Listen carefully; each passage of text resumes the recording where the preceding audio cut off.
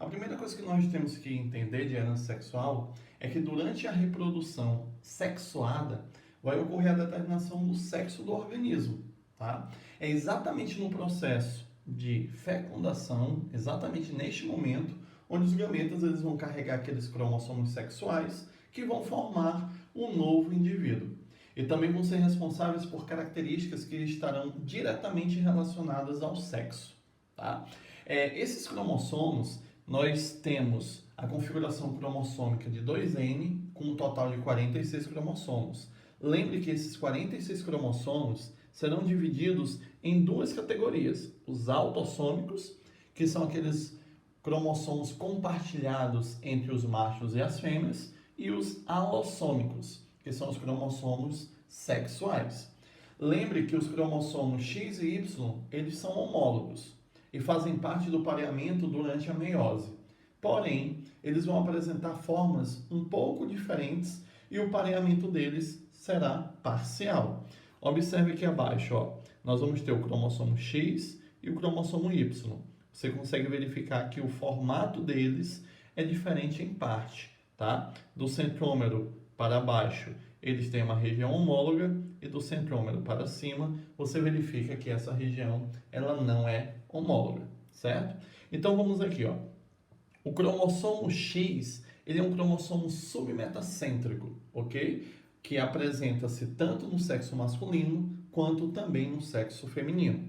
Se você verificar o cromossomo Y, ele tem algo diferenciado, tá? Ele vai apresentar um conjunto de genes holândricos, que são genes característicos do sexo masculino. Isso quer dizer que apenas o sexo masculino possuirá este tipo de cromossomo.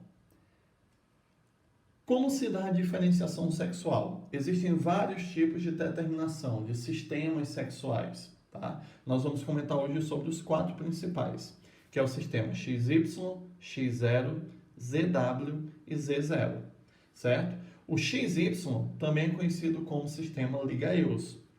X0, Protenor, ZW, Abraxas e Z0, Fumea.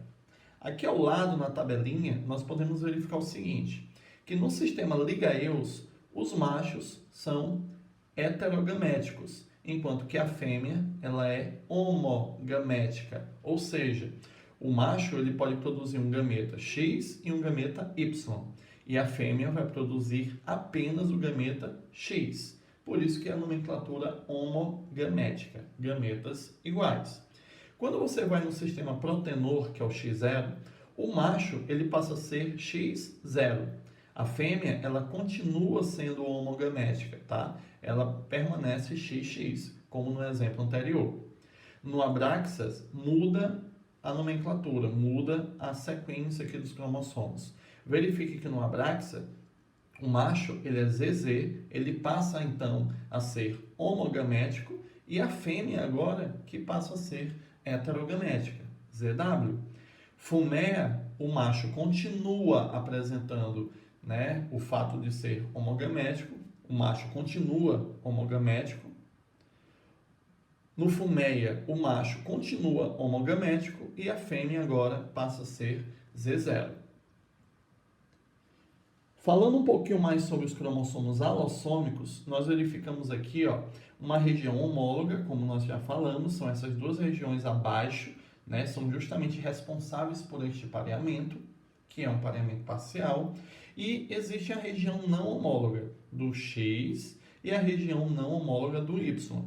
Gente, qualquer alteração que ocorrer na região não homóloga do X vai aparecer tanto no sexo masculino quanto no sexo feminino. Porém, qualquer alteração que ocorra na região não homóloga do Y vão ser características que vão apresentar-se somente no sexo masculino.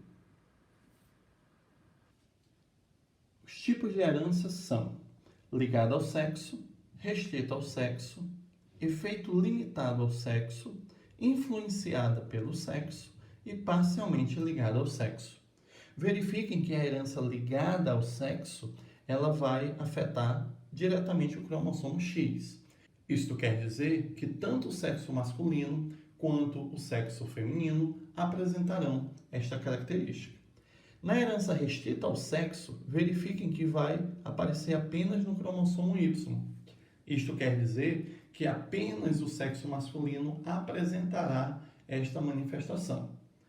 No efeito limitado ao sexo, nós verificamos uma ação hormonal bem evidenciada. Em outras palavras, os dois sexos vão apresentar o gene, porém, devido a uma ação hormonal, apenas um destes vai manifestar a característica. Já na influenciada pelo sexo, nós verificamos uma variação de dominância e recessividade entre os sexos. Na parcialmente ligada ao sexo, nós verificamos que quem será afetado será a porção homóloga do cromossomo X e do cromossomo Y. Vamos começar então. Primeiro, ligada ao sexo. Vamos estudar a parte recessiva. Tá? Então, como exemplo, nós temos o daltonismo, a hemofilia, a distrofia muscular do Duchenne e a síndrome da feminização testicular, também conhecida como síndrome da insensibilidade androgênica. Vamos começar com um dos exemplos mais clássicos que nós temos, que é exatamente o daltonismo. Lembre que o daltonismo ele é recessivo. O daltonismo consiste exatamente na incapacidade da distinção de cores, principalmente das tonalidades verde e vermelho, enxergando em vez delas as cores cinza, amarelo ou até azul. O indivíduo ele pode apresentar três tipos básicos principais de daltonismo. Ele pode ser acromata, quando ele verifica apenas tonalidades monocromáticas, como preto, branco e tons de cinza. Dicromatas, quando os indivíduos são incapazes de identificar o vermelho ou o verde. E tricomatas, que são indivíduos que não conseguem distinguir nenhum tom de verde e de vermelho. E em alguns casos, de vermelho e de azul. Como que o daltonismo vai se comportar? Verifiquem. Então, na mulher, no sexo feminino, nós teremos XX. E no sexo masculino, representado aqui pelo homem, XY. Então, vamos verificar. Se o indivíduo for XDzão, XDzão, esta mulher será normal, pois o daltonismo ele é recessivo. Se a mulher for XDzão, XDzinho, ela será apenas portadora. Se ela, por sua vez, apresentar Dzinho nos dois cromossomos, ela será daltônica. Então, existem três possibilidades, onde uma ela será normal, uma ela será portadora e outra ela será daltônica.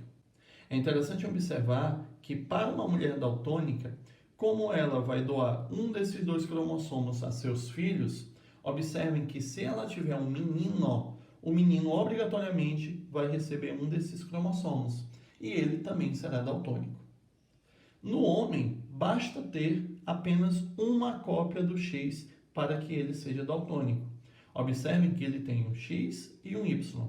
Então, se esse primeiro X é dominante, ele será normal. Se este X ele for recessivo, ele será automaticamente daltônico.